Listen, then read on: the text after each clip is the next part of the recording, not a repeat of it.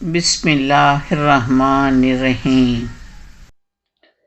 کیف تکفرون باللہ وکنتم امواتا فاحیاکم ثم یمیتکم ثم یحییکم ثم الیہ ترجعون۔ تم اللہ کے ساتھ کفر کا رویہ کیسے اختیار کرتے ہو حالانکہ تم بے جان تھے؟ اس نے تم کو زندگی عطا کی، پھر وہی تمہاری جان سلب کرے گا، پھر وہی تمہیں دوبارہ زندگی عطا کرے گا، پھر اسی کی طرف تمہیں پلٹ کر جانا ہے۔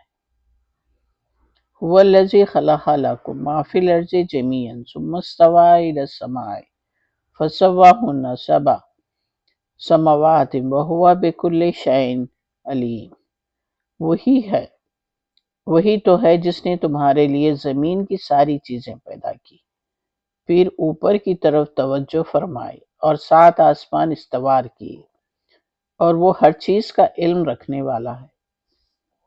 وَإِذْ قَالَ رَبُّكَ لِلْمَلَائِكَةِ إِنِّي جَاعِلٌ فِي الْأَرْضِ خَلِيفَةً قَالُوا أَتَجْعَلُ فِيهَا وَيَسْفِكُ الدِّمَاءَ وَنَحْنُ نُسَبِّحُ بِحَمْدِكَ وَنُقَدِّسُ لَكَ قَالَ إِنِّي أَعْلَمُ مَا لَا تَعْلَمُونَ۔ پھر ذرا اس وقت کا تصور کرو جب تمہارے رب نے فرشتوں سے کہا کہ میں زمین میں ایک خلیفہ بنانے والا ہوں۔ انہوں نے عرض کیا، آپ زمین میں کسی ایسے کو مقرر کرنے والے ہیں جو اس کے انتظام کو بگاڑ دے گا اور خون ریزیاں کرے گا۔ آپ کی حمد و ثنا کے ساتھ تسبیح اور آپ کے لیے تقدیس تو ہم کر ہی رہے ہیں۔ فرمایا، میں جانتا ہوں جو کچھ تم نہیں جانتے۔ حضرت عائشہ رضی اللہ تعالیٰ عنہا پر جو بہتان لگایا گیا تھا، اس کی تفصیل کچھ یوں ہے۔ یہ واقعہ 5 ہجری میں غزوہ بنی المصطلق سے واپسی کے دوران پیش آیا۔ واپسی کے سفر میں ایک پڑاؤ میں حضرت عائشہ نے جو پردے کے حکم کے بعد اونٹ کے ہودج میں سفر کرتی تھی، اپنی بہن کا ہار تلاش کرنے کے لیے قافلے سے دور چلی گئی۔ وہ ہار آپ نے پہنا ہوا تھا، وہ کہیں کھو گیا تھا۔ جب وہ واپس آئیں تو وہ قافلہ روانہ ہو چکا تھا اور کسی نے ان کی غیر موجودگی کو محسوس نہیں کیا، کیونکہ وہ وزن میں کافی ہلکی تھیں۔ کوئی پہچان نہیں سکا کہ ہودج میں آپ نہیں ہیں، حضرت عائشہ نہیں ہیں، یہ پہچان نہیں سکے۔ صفوان بن معطل کا ملنا۔ صفوان بن معطل جو قافلے کے پیچھے جانے والے سامان اور افراد کی دیکھ بھال کے ذمہ دار تھے، حضرت عائشہ کو دیکھا، یعنی واپسی میں سب کو دیکھتے ہوئے، سب کے ساز و سامان کو دیکھتے ہوئے آپ وہ لے کر آیا کرتے تھے، وہاں پر حضرت عائشہ کو دیکھا اور پہچان لیا۔ انہوں نے اپنے اونٹ پر انہیں بٹھا لیا اور مکمل احترام کے ساتھ قافلے سے جا ملے۔ منافقین کا پروپیگنڈا۔ جب وہ مدینے پہنچے تو عبداللہ بن سلول جو منافقین کا سردار تھا، اس واقعے کو بنیاد بنا کر حضرت عائشہ رضی اللہ تعالیٰ عنہا پر جھوٹا اور بے بنیاد الزام لگایا اور افواہیں پھیلائی۔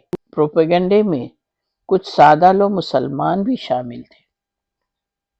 یہاں سے اللہ تعالیٰ حضرت عائشہ کی پاکیزگی کے بارے میں آیتوں کا نزول شروع کیے، اور جو لوگ پاک دامن عورتوں پر تہمت لگائیں پھر 4 گواہ لے کر نہ آئیں، ان کو 80 کوڑے مارو اور ان کی شہادت کبھی قبول نہ کرو، اور وہ خود ہی فاسق ہیں، سوائے ان لوگوں کے جو اس حرکت کے بعد تائب ہو جائیں، اصلاح کر لیں۔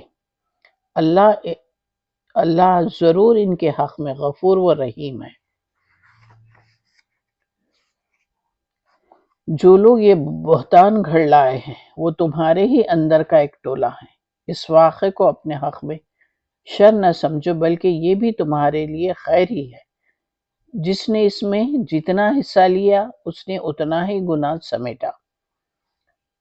اور جس شخص نے اس کی ذمہ داری کا بڑا حصہ اپنے سر لیا، اس کے لیے عذاب عظیم ہے۔ جس وقت تم لوگوں نے اسے سنا، اسی وقت کیوں نہ مومن مردوں اور مومن عورتوں نے اپنے آپ سے نیک گمان کیا، کیوں نہ کہہ دیا کہ یہ سری بہتان ہے۔ یہ اللہ تعالیٰ فرما رہے ہیں، حضرت عائشہ کے بارے میں یہ کیوں نہ کہا، پوچھ رہے ہیں کہ یہ سری بہتان ہے۔ وہ لوگ اپنے الزام کے ثبوت میں 4 گواہ کیوں نہ لائے؟ اب کہ وہ گواہ نہیں لائے ہیں، اللہ کے نزدیک وہی جھوٹے ہیں۔ اگر تم لوگوں پر دنیا اور آخرت میں اللہ کا فضل، رحم و کرم نہ ہوتا تو جن باتوں میں تم پڑ گئے تھے ان کی پاداش میں بڑا عذاب تمہیں آ لیتا۔ ذرا غور تو کرو، اس وقت تم کیسی سخت غلطی کر رہے تھے، حالانکہ تمہاری ایک زبان سے دوسری زبان اس جھوٹ کو لیتی جا رہی تھی، اور تم اپنے منہ سے وہ کچھ کہے جا رہے تھے جس کے متعلق تمہیں کوئی علم نہ تھا۔ تم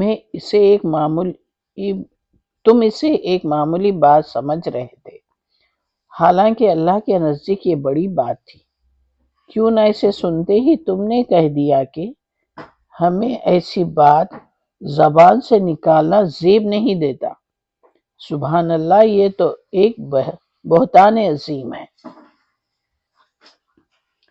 اللہ تم کو نصیحت کرتا ہے، آئندہ کبھی ایسی حرکت نہ کرنا اگر تم مومن ہو۔ اللہ تمہیں صاف صاف ہدایت دیتا ہے اور وہ علیم و حکیم ہے۔ جو لوگ چاہتے ہیں کہ ایمان لانے والوں کے گروہ میں فحش پھیلے، وہ دنیا اور آخرت میں دردناک سزا کے مستحق ہیں۔ اللہ جانتا ہے اور تم نہیں جانتے۔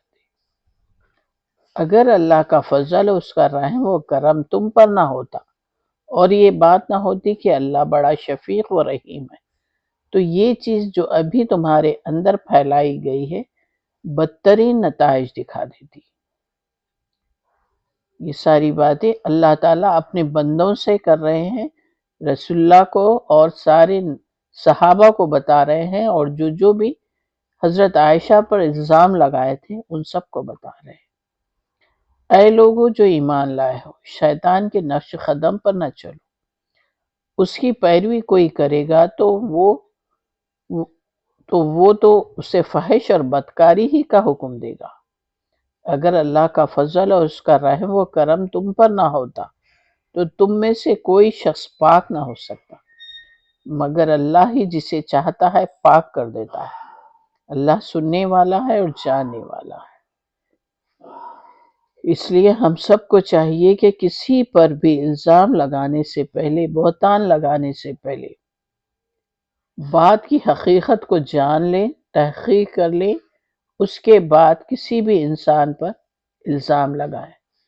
اگر الزام ہے ہی نہیں، یعنی کہ کوئی انسان غلطی ہی نہیں کیا ہے، اس کو بلا وجہ کے بدنام کرنا یہ اللہ تعالیٰ کا حکم نہیں۔ اس کی بہت بڑی سزا اللہ تعالیٰ دینے والا ہے۔ اس لیے اس چیز سے ہم سب کو بچنا چاہیے۔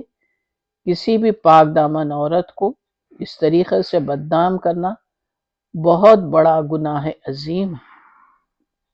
انشاءاللہ پھر دوبارہ آؤں گی۔ اللہ حافظ۔